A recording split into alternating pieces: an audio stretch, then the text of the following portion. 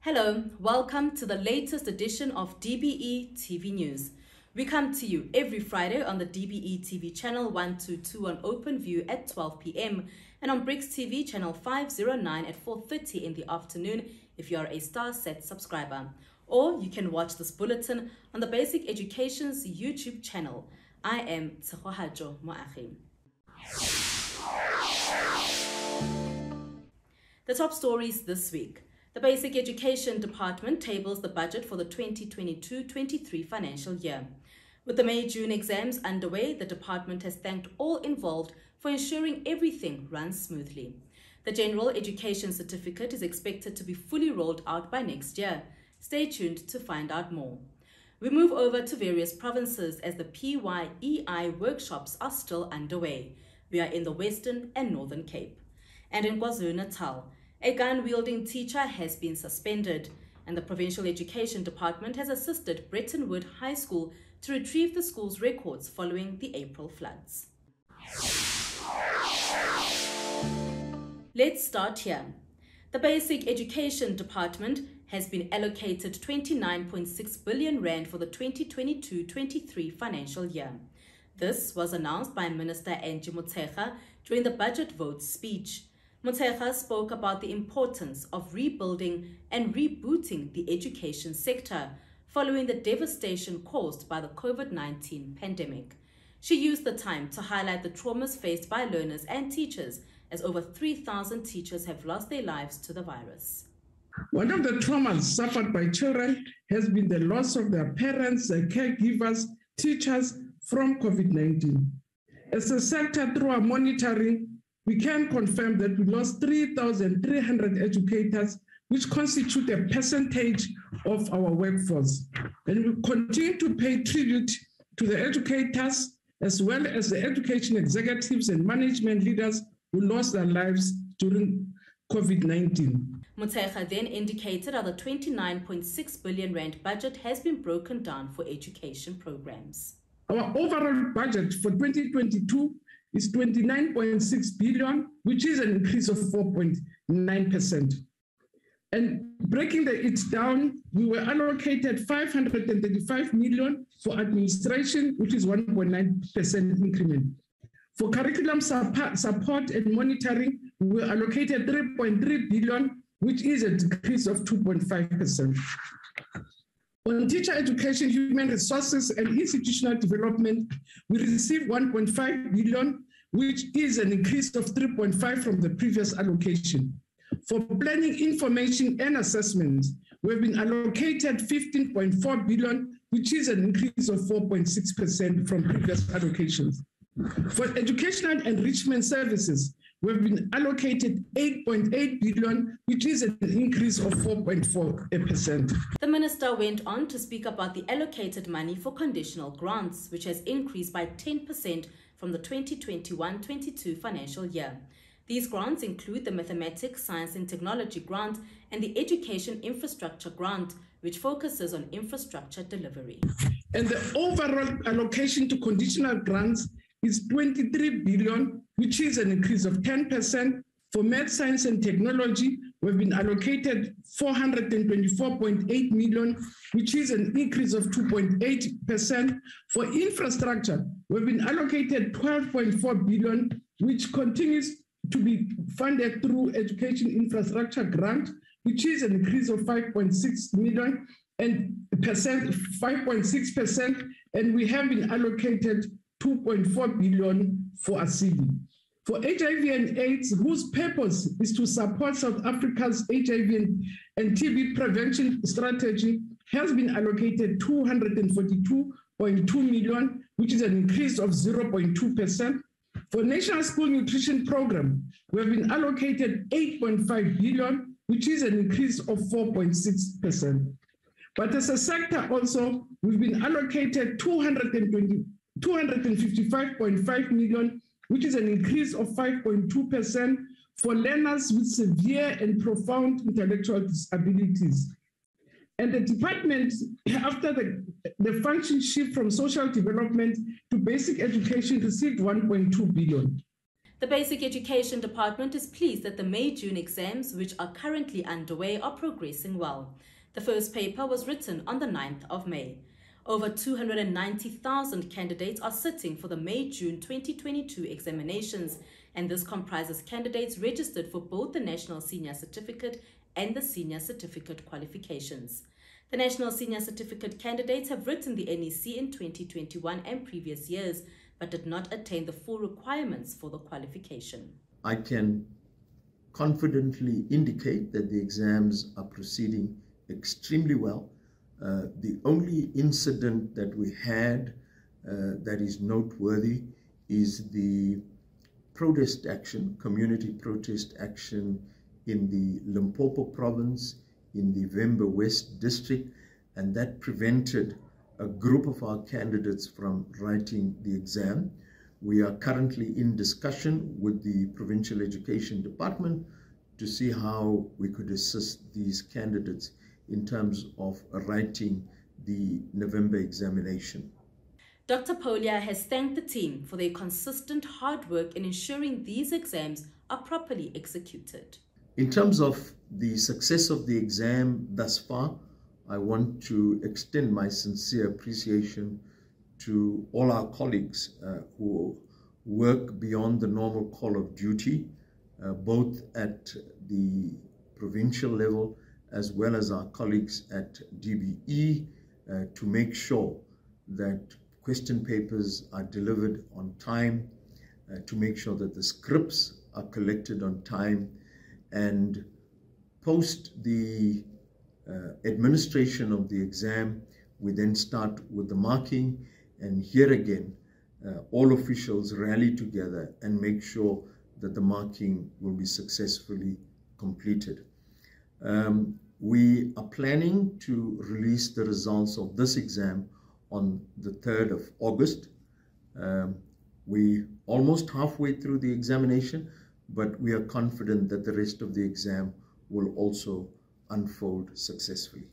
To this now, General Education Certificate assessment experts have been engaging further to pave the way for full-scale implementation of the GEC in South Africa. The GEC is currently being piloted in a few schools in the country.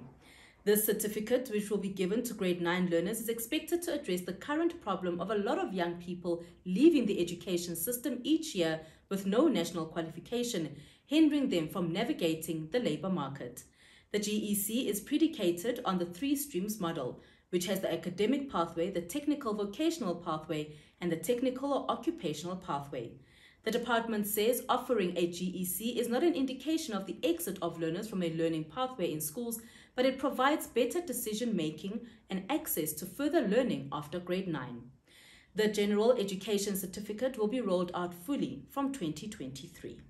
This is an important initiative of the Department of Basic Education as it looks towards the reskilling of learners and creating an enabling platform for learners to access a broader set of learning pathways.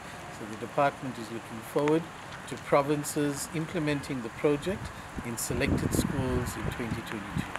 Those in attendance at the workshop say it was a success, and they've also learned a lot about the implementation of the GEC.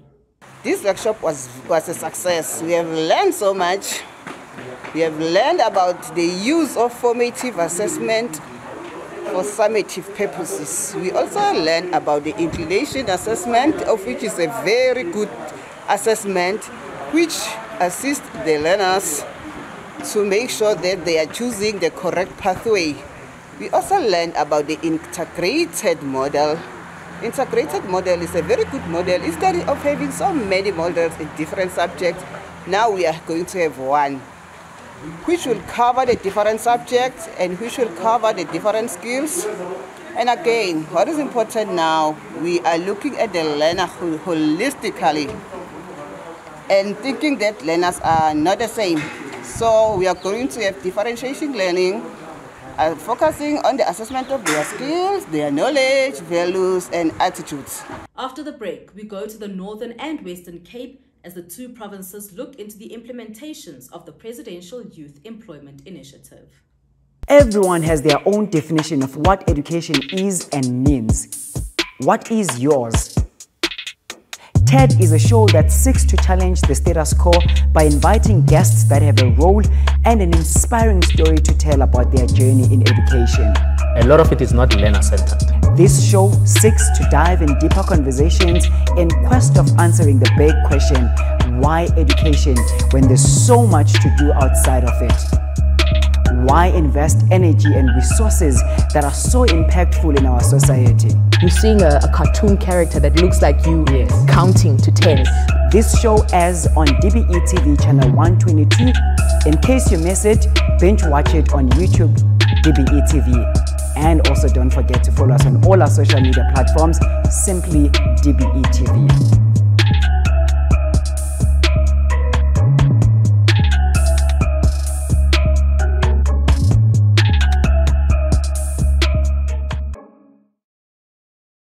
We are creating a situation wherein each and every school must partner with a local municipality, more especially with the EHPs, so that time to time the EHPs will visit the school, will coordinate with the district level in order to have this compliance. And in a number of times we have got a serious contacts with DBE, those who are responsible for food safety, to just come on a quarterly basis to have a forum to deal with the safety issues and take safety measures into cognizance. So they visit the schools, they check the records, they check the financial records of the school, they check the files, and then they also check the real food, the quantities which have been prepared, and then they also check the serving portions which are given to the learners. And therefore they also have we have the monitoring tool. So in the monitoring tool we record the findings, and then we come up with recommendations, and then so that the schools, when there is no compliance, then the school must also comply. The food preparation areas to see if our kitchens are compliant, and then we also check the food storage, where the schools store food, whether the food is expired or whether the food is correctly stored above the ground. The Western Cape Education Department has held the work done by Education and General Assistance. The provincial department held a 2-day workshop to assess the progress made with the Presidential Youth Employment Initiative and to get solutions on how to retain the young people who are part of the program. Now in its third phase, the PYEI has assisted the sector by providing capacity to schools to manage the impact of COVID-19 on schooling, supported teachers and learners in the classroom. It has also supported the basic education sector as it repositions, reimagines and reboots the future beyond COVID-19. General and education assistants in the Western Cape say the initiative has been beneficial for them. Spoke very positively of their experience and told me how much they have learned during their time at our schools. And so we now have, I believe, Mateus, about 20,000 young people who've benefited from the program. And I hope have developed an interest in education as a result of this initiative. And so the conversation that I am interested in having with the department is how we retain some of this talent and how we create a pathway from the initiative to the teaching profession. Teachers and principals in the province have spoken about how the PYEI has been a success for them and helpful to ensure learning and teaching continue smoothly. It has helped the school very much because my learners are severely intellectually disabled. They need a constant high level of support. Before then, it was just a teacher only. and the class aides. And the class aides are looking after the learners only. They don't assist the learners.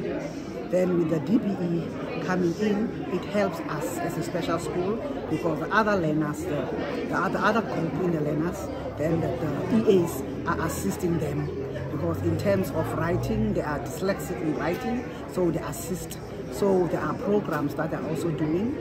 When the teacher is teaching, the EAs are looking at the board, and then after that, they're given an opportunity also for them to go to the other group and assist the educator. The young people have also trained in priority areas such as mathematics, science and technology subjects, reading and literature for reading champions, e-caders, ICT integrating in classrooms, handymen and women, and much more. I think this initiative has really got us to think a lot about who we can involve in schools, and it's really been a positive experience so far, and we've had a lot of positive feedback in terms of the support at school level. Specifically with regard to the innovation and the digital skills, there's still a learning curve for every teacher in our province and in the country itself, and I think that these youth have maybe let's say the appetite to still initiate some change and creativity, and I think it can really bring about a lot of attraction on innovative projects. So I believe that teachers and schools should really make use of this opportunity to identify some projects, digital projects in their schools that they want traction on, and invest in these individuals to support them. Meanwhile, the Northern Cape Education Department has also held a 2-day Presidential Youth Employment Initiative workshop. During the workshop, delegates reviewed the implementation of the PYEI during the first 2 phases and investigated how the initiative is progressing now during the 3rd phase. In the Northern Cape, over 6,000 young people were appointed at schools where they continue to gain valuable skills and work experience. MEC Zolile Monakali says he hopes the young people in the initiative will decide to take up or pursue careers in education. The initiative has been hailed as a success by the Basic Education Department due to the large number of young people it has assisted. We are basically having best practice schools around here. Amongst others is Isago Primary School with the assistants. In fact, these people are the drivers. They are actually at the coal phase of implementation. They will be the ones that will be able to say to us, what is it that is happening? How do we receive this thing? How do we implement it? So we are looking forward to all those. This session is actually a webinar. Stay tuned. When we return, we go to the KZN province and find out more about developments there. Hi, I am Leanda Ngwenya, and I am an educator's assistant in Warskool Volksrust in the Pixley-Gai Sakaseme municipality. I myself was once a learner here and matriculated in 2016. I furthered my studies at the University of Mpumalanga doing development studies. I am currently doing my postgraduate diploma in public management. I have been recruited to be an educator's assistant here in Volksrust High School, and it has helped me in the greatest way because it has shaped me to become the best version of myself. My duties as an educator's assistant is to help with administration work at the school. It's to take care of learners when the teachers have other commitments, and also help with other extracurricular activities in the school. I am very much appreciative of the opportunity. Thank you to the President, because this has helped me in a way that has groomed me to become more aware of the workplace and to be exposed to different people of different races and different backgrounds. I am very much grateful for this opportunity. I'm very much grateful for my colleagues and our principal at Volksrust High School. This has been a wonderful opportunity. Part of the compliance with the kitchen is good ventilation, and when we observe, we see that we have great window here which brings in clean fresh air and air going outside. And also the use of these stainless steel tables, tables that are not rusted. This is a great a way of complying with food safety. And also the display of this poster, which shows that in case of food poisoning case here at the school, the food handlers actually, they know who to contact, from your environmental health practitioners to the district coordinator, and refer. We have a sample. She spoke about in case of poisoning, where we track. Every day what we do is that we put the sample in case there is something that is reported. Maybe a child is not feeling well. If they want to trace it back to the school, we offer the sample so that it can be tested. So it is kept for a day. The next day we prepare the sample from the meal of the next day. We will have breakfast. That's what they ate. And this container is meant for lunch. And we have our stations, all these posters. When the food handlers go for training, when they come back, they come with posters. We display them so that as and when they work, they learn and they refer.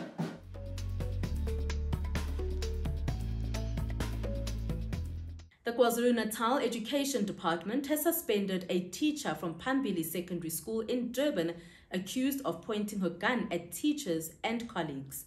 It's alleged the teacher would pull out her gun when her learners were not listening to her or were too noisy.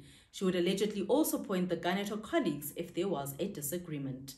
The Provincial Education Department says they have been receiving these complaints from stakeholders, including parents, about the incidents. They have condemned the actions of the teacher. I can confirm that the teacher who has been pointing a gun at learners, accusing them of being rebellious and making noise, has been put on suspension by the Department of Education in KwaZulu-Natal, pending disciplinary proceedings that are going to be instituted against her. We actually condemn this kind of behavior from anyone employed by the department, worse if it's a teacher, because it's a behavior that we don't want to be emulated by our children who are at school and who look out to their teachers as role models. Staying in the province, the Education Department's HOD, Nkosinathi Ngcobo, has handed over school records to Brettonwood High School. He was joined by officials from the Department of Basic Education and the EMIS Directorate. The records were retrieved from SA SAMS. Brettonwood High School was one of the schools hardest hit by the floods in KZN in April, losing science and computer laboratories, the entire administration office and the printing room. The school now also has mobile classrooms. The Department of Basic Education has also donated a laptop and printer as part of rebuilding the school administration. That's how we end this bulletin this week on Channel 122 on OpenView, on YouTube and on Bricks TV Channel 509 Starset. Before we go, we urge all parents to ensure they register their children in time for the academic year next year, to ensure they get accommodated at a school of their choice. The registration process is open already in most provinces. Thank you for watching.